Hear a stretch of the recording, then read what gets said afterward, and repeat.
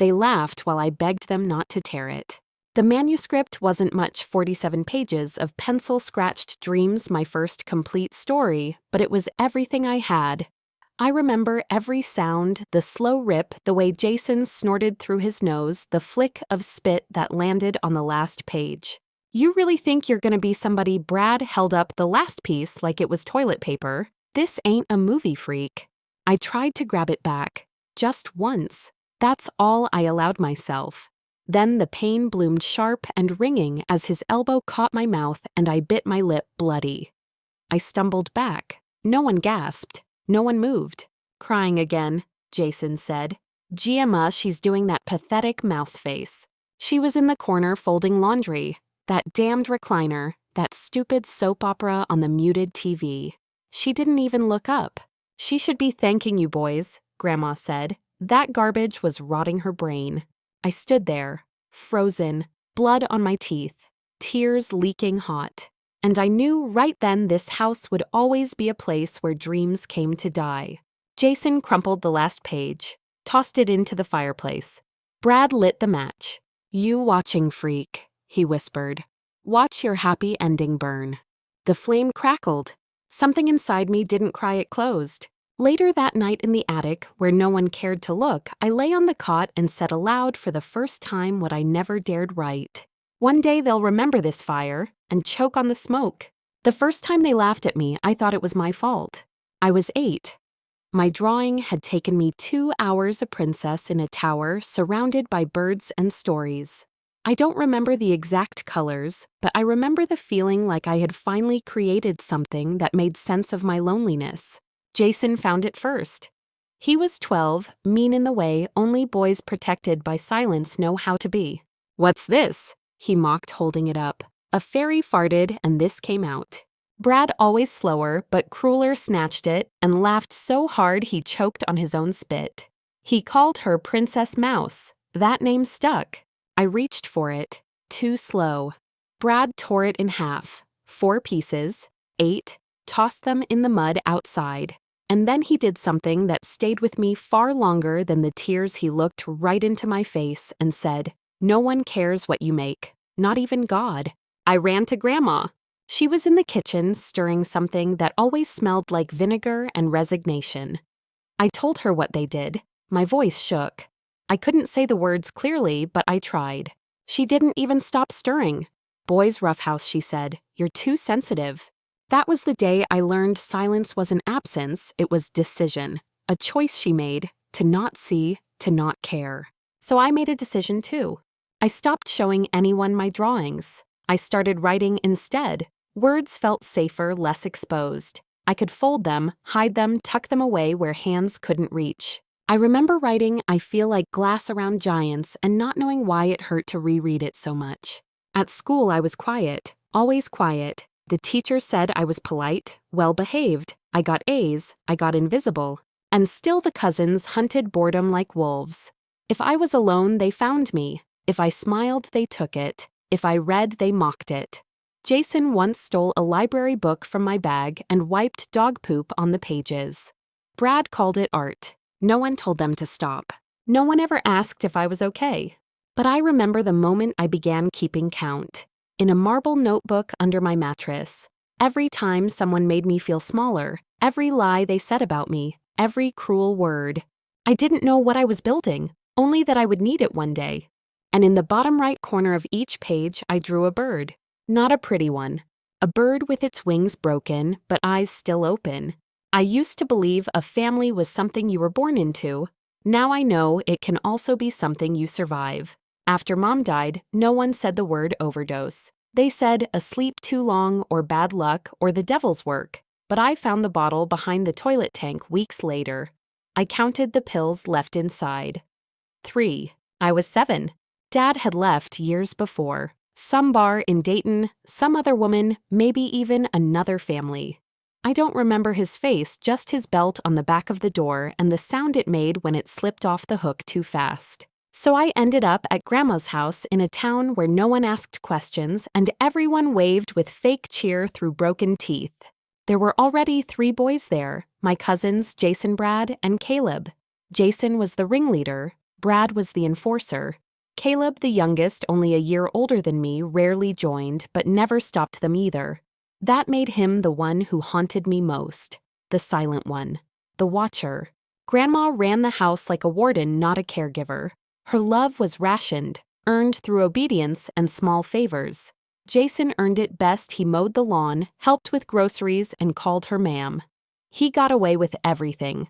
I was the problem. I was the one who cried too much, slept too little, got nosebleeds when I was nervous, talked to myself in the attic, wrote on old receipts. One time, Jason held me down while Brad shaved off my eyebrows. Grandma saw. She squinted, called me ugly as a plucked chicken, and went back to watching her Weather Channel. Another time, I got a perfect score on a spelling test and brought it home with quiet pride. She glanced at it and said, "Doesn't mean anything if you ain't pretty." It wasn't just cruelty, it was calculation. Every word was a needle and every silence a blade. No birthday gifts, no hugs, no warmth.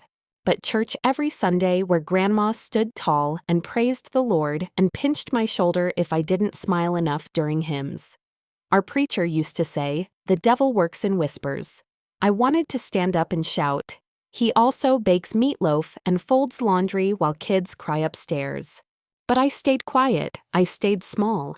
Because in that house, if you asked for love, you got bruises. If you asked for help, you got ignored. And if you dared to dream like I did, you got your dreams torn up, burned, and spat on. Still, I kept writing. Late at night, on scraps, on napkins, on receipts from the gas station. In that attic beneath the insulation, I started a story about a girl who couldn't speak, but whose words could change the weather. I named her Anna, and I swore one day the sky would listen to her. Even if no one else did. I became very good at being invisible. At school, I was the quiet girl in the second row, always on time, always with homework done, never raising her hand. At home, I was the one who knew how to step over the creaky floorboards in the hall, who timed her breathing so the sounds wouldn't reach down to the living room. My survival became a choreography. When Jason slammed the door, I knew he was in a bad mood. When Brad laughed too loud, I knew it was about to be my turn. When Grandma sighed and lit one of her long brown cigarettes, I knew I'd have to do the dishes even if they weren't mine. I learned to read people like weather forecasts. But what saved me wasn't strategy, it was stories. At night, after their noise died down and the house sunk into that kind of silence that feels like a trap, I would sneak up into the attic and write. Sometimes it was only a sentence, sometimes a whole page. Anna, my mute, magical heroine, became my voice. She ran through cities made of clouds. She sang songs that made trees grow. She once turned a cruel boy into a shadow. I was writing my survival piece by piece. I didn't know it then. I only knew that when I was with her, the world didn't hurt so much. I had no door on the attic room, no heater, just a cot, a flashlight, and a box of paper. In the summer, I sweated through my sheets. In the winter, I wrapped myself in 2 jackets and wore gloves with the fingertips cut off so I could still hold my pen. I was always tired. I stopped eating with them after age 11. I'd pretend to be full. I ate granola bars stolen from the school's aftercare cabinet. My stomach shrank. My face looked hollow. No one noticed, or they noticed and didn't care. I passed every class with perfect scores. I never spoke unless spoken to. I never complained.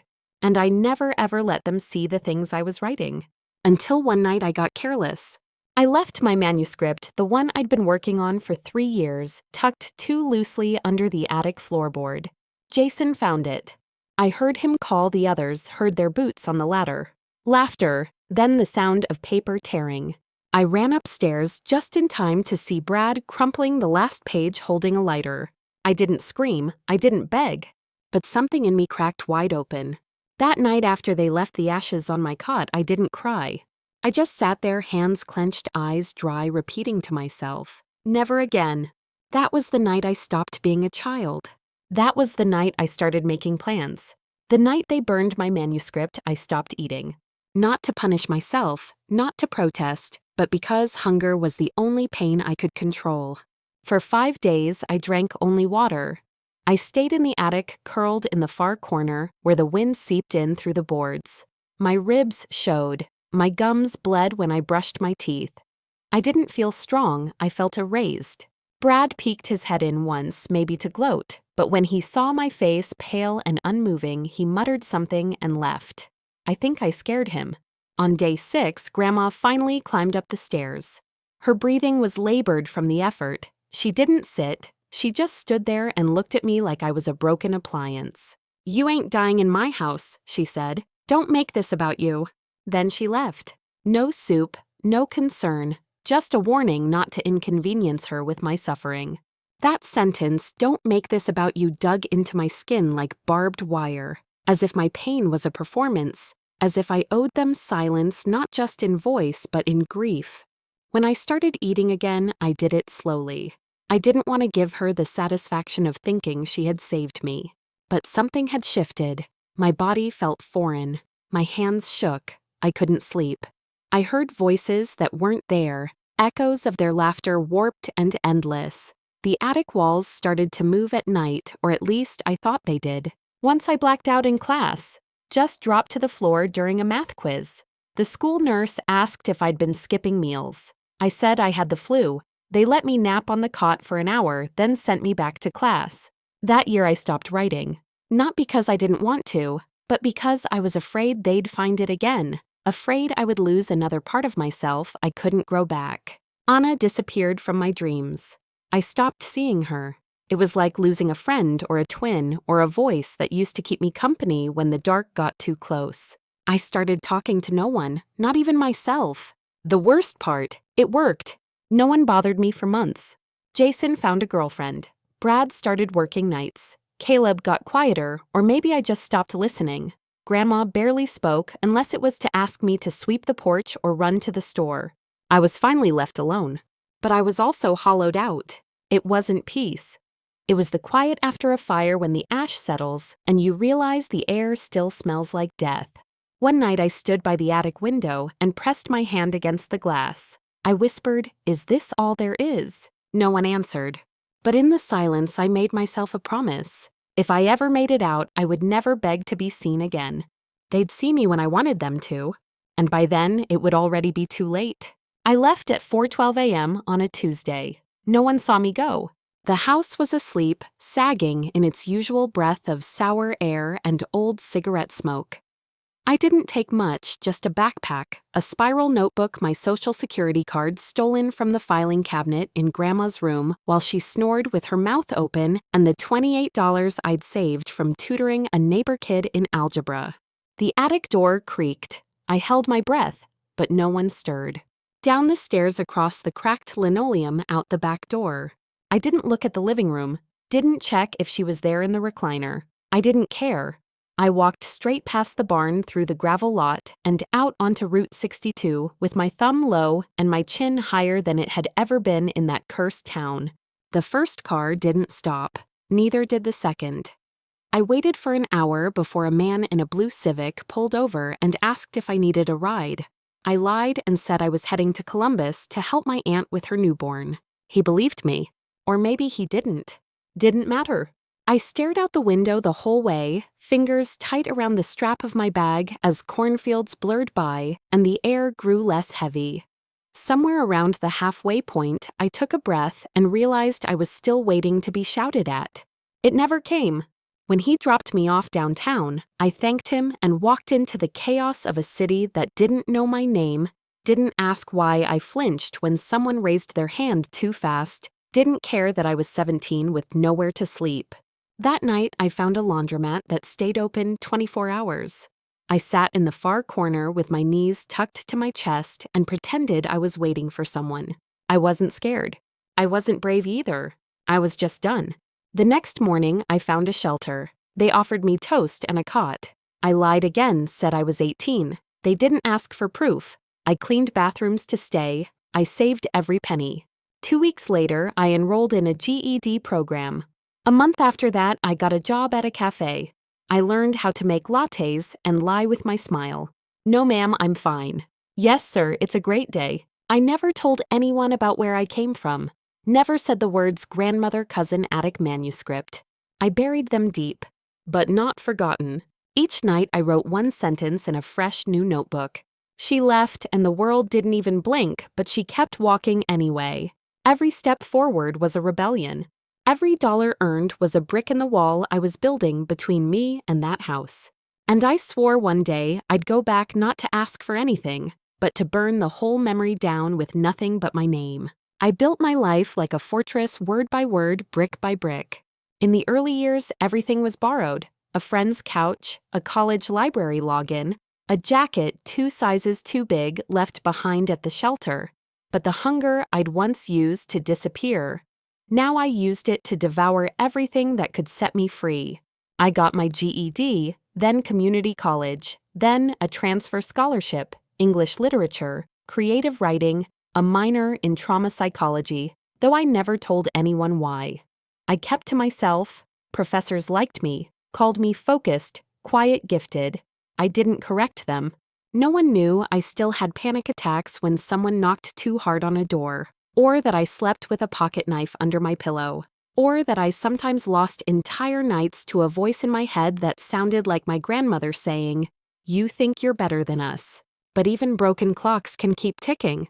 At 24, I published my first short story. It was about a mute girl who broke the spine of a monster with nothing but a pencil. The editor wrote back, "This feels real." I almost laughed. It was real. People started noticing. Small blogs, online lit magazines, a small award, then a bigger one, then an agent who believed in me so fast it scared me. I kept writing, always at night, always with one foot still in the shadows. I never went to therapy, never sat across from someone and unraveled the attic. But I wrote. That was my way through. Sometimes Anna came back to me. I saw her in dreams, older, now bolder. She didn't cry anymore. She carried a notebook and walked barefoot through fire. And I followed her. By 26, I was living in a small apartment in Cleveland. Bookshelves instead of drywall. A mattress on the floor, a window that faced the sun. But I still woke up gasping sometimes. From dreams where I was 12 again watching ashes float up toward a ceiling I could never touch. PTSD doesn't ask for permission. Some nights I paced the hall until 4 a.m., muttering lines for a novel I was too afraid to write. Some mornings I forgot how to swallow, but I never stopped. I never went back, until the letter came. A formal invitation. Ohio State Writers Gala. A keynote speaker slot they wanted me to read from my debut novel, Silent Sky. The book was doing well. Critics called it haunting. A masterwork of restrained rage. They didn't know it was every scream I never let out bound in hardcover. I stared at the envelope for a long time. Columbus, Ohio. A chance to speak. And I thought, what if they're there? I didn't care. Let them see me. Let them choke on the woman I became. I circled the date in red ink. And beneath it, I wrote a sentence I'd been too afraid to finish since I was 14. Now it's my turn.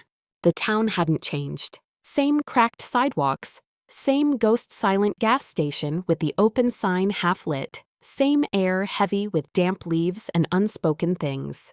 I drove in alone, rented a car, checked into a quiet hotel near the edge of town where the curtains were thick and the front desk girl didn't ask if I needed anything. I appreciated that. I didn't come to be seen. I came to be remembered. The Ohio State Writers Gala was held at the downtown Civic Center, a wide hall of pale marble and polished shame. I wore black silk, hair pinned, eyes lined, calm. People shook my hand, smiled, told me they loved Silent Sky. They didn't know the sky I wrote came from the attic of a house where dreams went to starve. They didn't ask, and I didn't offer. It wasn't until I stood in the side corridor waiting for my cue that I saw her, Grandma, in a wheelchair now pushed by Caleb, older, heavier, but still quiet. His eyes flicked up and stopped on mine, froze, then flicked away. She looked thinner, her hair white and dry like old wool, but her mouth that tight judging line was exactly the same. Brad sat on the aisle wearing a cheap suit and chewing gum like he was owed something. Jason wasn't there. I didn't ask why. They didn't recognize me. Not yet. The announcer said my name. There was polite applause. I walked to the podium. 3 steps, a breath, then I looked at them, directly. Brad squinted. Caleb blinked. Grandma tilted her head as if trying to place a memory she hadn't bothered to keep. I didn't smile. I began reading the passage from Silent Sky, where the girl finds her first broken pencil, the only thing left after her brothers burned her story. I paused when I read the line. They laughed while she bled. The room went still. My voice didn't shake. I kept going. And when I finished the excerpt, I folded the page. I didn't thank them. I looked into the crowd, into the past that had always looked down on me and said, "Dear, this story is fiction." But the pain was real, and so were the names. I didn't flinch. I said their names. Brad, Jason, Grandma Ruth. I didn't need to accuse. I didn't need to explain. I just said, "You taught me what silence feels like." I turned it into a language that paid my rent. People murmured. Chairs shifted. Somewhere near the back, a camera flash went off. I stepped down, walked past their frozen faces. Brad's mouth was half open. Caleb's hands trembled on the handles of the chair. Grandma blinked twice. That was the moment. The exact one when they realized who I was and that I didn't need anything from them. Not forgiveness, not closure. Just the look on their faces. I didn't turn back. There was nothing left to see. I never planned revenge like a movie scene. No slow claps, no courtroom dramas, no grand takedown. I just told the truth, and I made sure it echoed. After the gala, the story spread. A few blogs picked up the quote. A regional news outlet ran a segment titled "Award-Winning Author Reveals Childhood Abuse in Emotional Speech." They showed my face, my name, the clip of me at the podium. And most importantly, the names I said out loud. Jason's boss saw it. Brad's pastor saw it. The town saw it. Grandma never used the internet, but I imagine someone read it to her, or maybe she found out when the church stopped inviting her to bake sales and prayer circles. Maybe it was when someone spray-painted the word "liar" on her white picket fence. The irony was bitter. They believed me too late and still blamed the wrong person. I didn't return the calls. There were so many. Jason left voicemails. "That ain't how it was. You're twisting things. We were just kids." Brad sent an email. "You've ruined everything."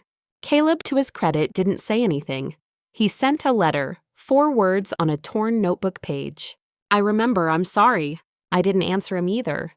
My agent called. The book's sales tripled in 3 days. I was offered a speaking tour. I declined. I wrote a second novel, instead this one, about a woman who returns to a village that drowned her and teaches it how to scream. The publisher called it a masterpiece of quiet vengeance. They didn't know how literal that was.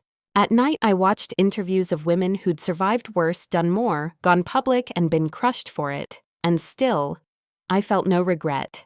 Some people want apologies. Some want reconciliation. I wanted only distance and silence.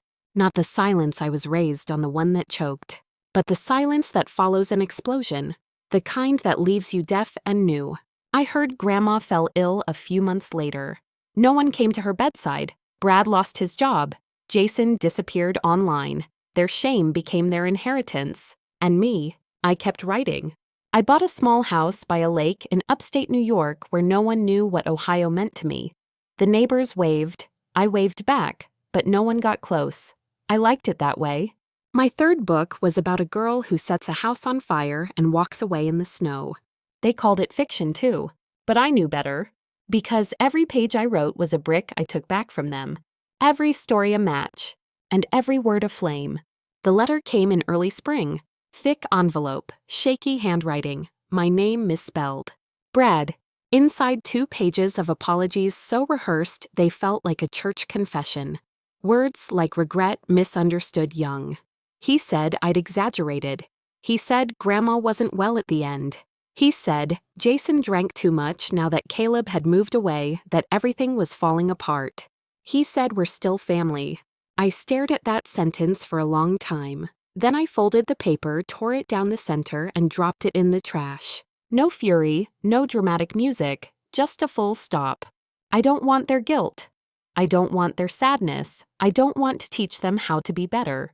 I want them to feel the weight of my absence. They built a house out of silence and forced me to live inside it. I walked out. Then I burned the map. They laughed when I cried. Now they cry when they hear my name.